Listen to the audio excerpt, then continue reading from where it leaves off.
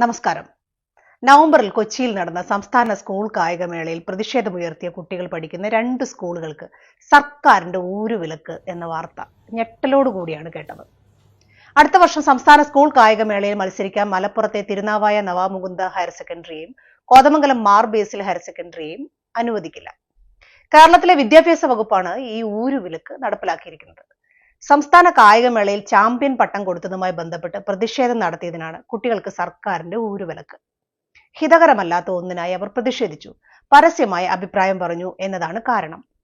ഇനി വിലക്ക് ഏർപ്പെടുത്തിയ വിദ്യാഭ്യാസ വകുപ്പിന്റെ തലവൻ ആരാണ്? വി ശിവൻകുട്ടി. നിയമസഭ തല്ലിപ്പൊളിച്ചു ജനാധിപത്യത്തിന്റെ ശ്രീകോവിലിൽ ഉടുമുണ്ടൂരി തലയിൽ കെട്ടി പരസ്യ പ്രതിഷേധം നടത്തിയ ഇദ്ദേഹത്തിനെ അന്ന് ആരെങ്കിലും ഊരുവിലക്ക് കൽപ്പിച്ചായിരുന്നോ? ഏതെങ്കിലും ഒരു കോടതി മത്സരിക്കരുത് എന്ന് തീർപ്പ് കൽപ്പിച്ചായിരുന്നോ? പ്രതിഷേധിച്ചവർക്കെതിരെ ഇതാണ് നടപടിയെങ്കിൽ ശിവൻകുട്ടിയെയും മത്സരത്തിൽ നിന്ന് വിലക്കേണ്ടതല്ലേ? ഇപ്പോഴത്തെ പല MLA-മാരെയും വിലക്കേണ്ടതല്ലേ? വീണ്ടും മത്സരിച്ചു എന്ന് മാത്രമല്ല 4 അക്ഷരം ഒരുമിച്ച് കൂട്ടി വായിക്കാൻ അറിയില്ല എങ്കിലും ഇദ്ദേഹം വിദ്യാഭ്യാസ വകുപ്പിന്റെ തലവനായില്ലേ? ഒരു കുട്ടിയുടെയും അവസരം നഷ്ടപ്പെടുത്തരുത് എന്നല്ലേ വിദ്യാഭ്യാസ വകുപ്പിന്റെ എല്ലാ കാലത്തെയും തീരുമാനം? കുട്ടികൾ പരസ്യമായി പ്രതിഷേധിച്ചുവെങ്കിൽ അവർക്ക് താക്കീത് കൊടുക്കണം, അവരെ തിരുത്താൻ അവസരമുണ്ട്. അത് ചെയ്യാതെ പകരം അടുത്ത വർഷത്തെ കായികമേളയിൽ ഈ സ്കൂളുകളെ പങ്കെടുപ്പിക്കില്ല എന്ന് പറയാൻ ഇതെന്താ മുടക്കോഴി മലയോ? അത് മാത്രമല്ല, ഇപ്പോൾ പ്രതിഷേധിച്ചവർ ആകണമെന്നില്ല അടുത്ത വർഷം മത്സരിക്കാൻ വരുന്നത്. മത്സരിക്കാതിരിക്കാൻ അവർ എന്തു തെറ്റാണ് ചെയ്തത്?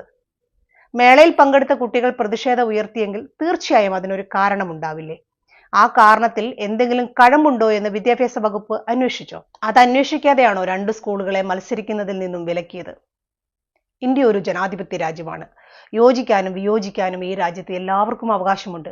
അങ്ങനെയുള്ള ഒരു രാജ്യത്ത് എന്തൊരു പ്രാകൃത നിയമമാണ് കുട്ടികൾക്ക് മേൽ CPM സർക്കാർ നടപ്പിലാക്കുന്നത്? ഊരുവിലക്ക് നടത്താൻ ഇത് ബ്രിട്ടീഷ് കോളനിയോ പാർട്ടി ഗ്രാമമോ ഒന്നുമല്ലല്ലോ. ജനാധിപത്യം പുലരുന്ന നമ്മുടെ നാട്ടിൽ, പ്രതിഷേധിക്കാൻ അവസരമുള്ള നമ്മുടെ നാട്ടിൽ അതിനുള്ള അവസരം തീർച്ചയായും കൊടുത്തേ മതിയാവൂ. കുട്ടികളുടെ മത്സരിക്കാനുള്ള അവകാശം നിഷേധിക്കുക എന്ന മനുഷ്യാവകാശ ധ്വംസനം നടത്താൻ ഒരു കാരണവശാലും സർക്കാർ തുനിയരുത്. ഇനി മറ്റൊരു വാർത്ത കൂടി വിദ്യാഭ്യാസ മന്ത്രിയുടെ ശ്രദ്ധയിൽപ്പെടുത്തുന്നു. ലഹരി മാഫിയ വലയിൽ 1057 സ്കൂളുകൾ കുടുങ്ങിയിരിക്കുന്നു എന്നതാണ് ഇന്റലിജൻസ് റിപ്പോർട്ട്.